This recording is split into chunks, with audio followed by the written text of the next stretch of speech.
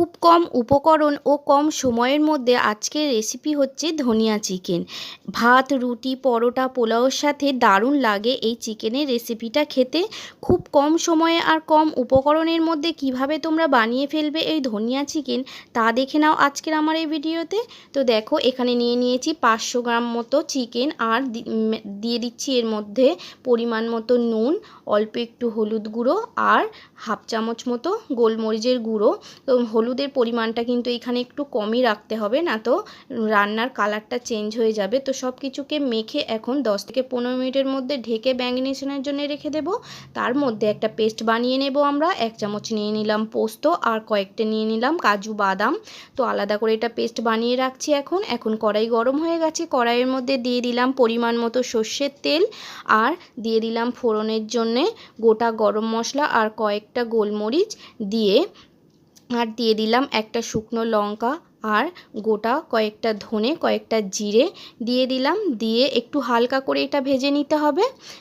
তো যখন ফোড়ন থেকে সুন্দর একটা গন্ধ বেরোবে তখন আমরা এখানে আগে থেকেই কুচিয়ে রেখেছিলাম একটা মিডিয়াম সাইজের পেঁয়াজ কুচিয়ে রেখেছিলাম আর একটা মিডিয়াম সাইজের পেঁয়াজ আমরা বেটে রেখেছিলাম। তো এখন আমরা কুচিয়ে রাখা পেঁয়াজটাই দিয়ে দেব।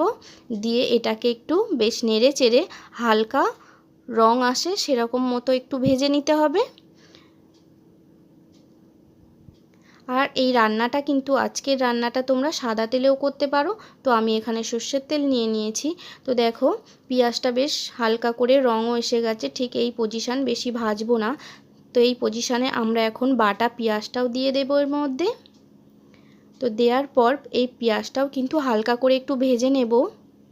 তো দেখো, কিছুক্ষণ নাড়াচাড়া করে কষিয়ে নেওয়ার পর এর মধ্যে দিয়ে দিতে হবে 1 চামচ আদা বাটা আর 1 চামচ রসুন বাটা। তো আমি এটা একসাথেই বেটে রেখেছিলাম। তো সেটা দিয়ে আবারও কিছুক্ষণ এটাকে কষিয়ে নিতে হবে। তো দেখো, কিছুক্ষণ কষানোর পর এখন এর মধ্যে দিয়ে দিতে হবে পরিমাণ মতো নুন।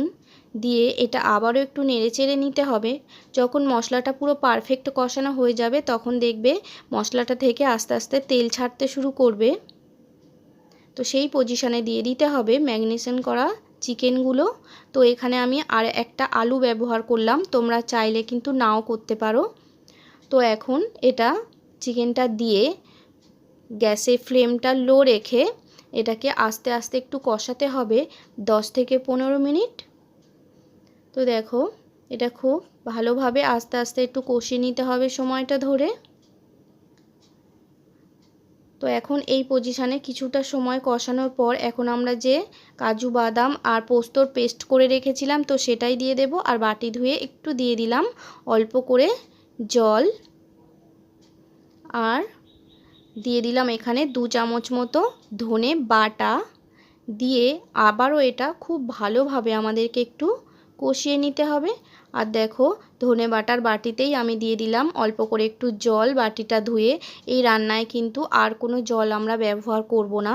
তো দেখো, এই পজিশনে খুব ভালোভাবে আমাদেরকে কষিয়ে কষিয়ে গ্যাসের ফ্লেমটা মিডিয়াম রেখে আমাদেরকে একটু সময় নিয়ে কষিয়ে নিতে হবে খুব ভালোভাবে কষানোর পর দেখবে আস্তে আস্তে চিকেনটা থেকে জল ছাড়তে শুরু করবে। তো দেখো, দেখতেই পাচ্ছ চিকেনটা থেকে আস্তে আস্তে জল ছাড়তে শুরু করছে।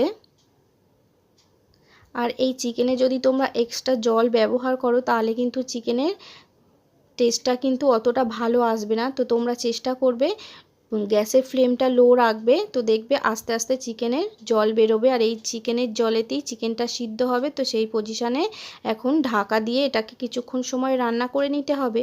তো এখন দেখো, ধনিয়া চিকেনের জন্য কিন্তু ধনে পাতাটা একটু বেশি লাগবে। তো দেখেই তোমরা বুঝতে পারছো। এখন এই ধনে পাতাটাকে আমি একটু কেটে নিয়ে দিয়ে দিলাম মিক্সিং জারের মধ্যে এটাকে পেস্ট করার জন্য। তো দেখো, এখানে কিন্তু আলাদাভাবে কোনো ঝাল ব্যবহার করা হয়নি। এখানে তোমরা লঙ্কার ঝালটা তোমরা বুঝে ব্যবহার করবে লঙ্কাটা। আর দেখো, এখানে আমি একটু বরফ দিয়ে দিলাম আর দিয়ে দেব একটু লেবুর রস। তো দেখো, আর এই বরফটা দেওয়ার কারণে কিন্তু তোমাদের ধনেপাতার কালারটা চেঞ্জ হবে না। তোমরা যখন মিক্সিতে দেবে মিক্সির হিটে কিন্তু কালারটা চেঞ্জ হয়ে যাবে ধনেপাতার। তো এই বরফটা সেই জন্যেই দেয়া, কালারটা চেঞ্জ হবে না, কালারটা গ্রিনই থাকবে। তো এখন সব কিছুকে আমি পেস্ট করে নেব। আর এদিকে আমার চিকেনটাও দেখো কতটা জল বেরিয়েছে। তো চিকেনের জলেতেই চিকেনটা সিদ্ধ হয়ে গেছে। এখনও কিছুটা এবার জাল দিয়ে চিকেনটা জলটা একটু আমরা শুকিয়ে ফেলবো। তো দেখো একটু চিকেনের জলটা শুকিয়ে ফেলছি, অনেকটাই শুকিয়ে গেছে চিকেনের জলটা। এখন এই পজিশানে দিয়ে দিতে হবে যে পেস্টটা আমরা করে রেখেছিলাম ধনেপাতার, তো সেটাই এখন এর মধ্যে দিয়ে দেব। তো দেখো তোমরা বরফটা দেওয়ার কারণে কিন্তু ধনেপাতার কালারটা কিন্তু বেশ সুন্দরই আছে, কালো হয়ে যায়নি। তো এখন এই পেস্টটা আমরা রান্নার মধ্যে দিয়ে দেব, দিয়ে এটাকে বেশ মিনিট খানেক এটা রান্না করে নিতে হবে নেড়ে চেড়ে। তো এটা খুব বেশি সময় ধরে রান্নাটা করা যাবে না, তাহলে কিন্তু রান্নার কালারটা চেঞ্জ হয়ে যাবে। তো দেখো মিনিট খানেক পর আমরা নাড়িয়ে চাড়িয়ে রান্নাটা করে নিলাম। মিনিট খানেক যখন হয়ে গেছে তখন এর মধ্যে দিয়ে দিলাম অল্প একটু চিনি, আর দিয়ে দিলাম 1 চামচ মতো কাঁচা সর্ষের তেল।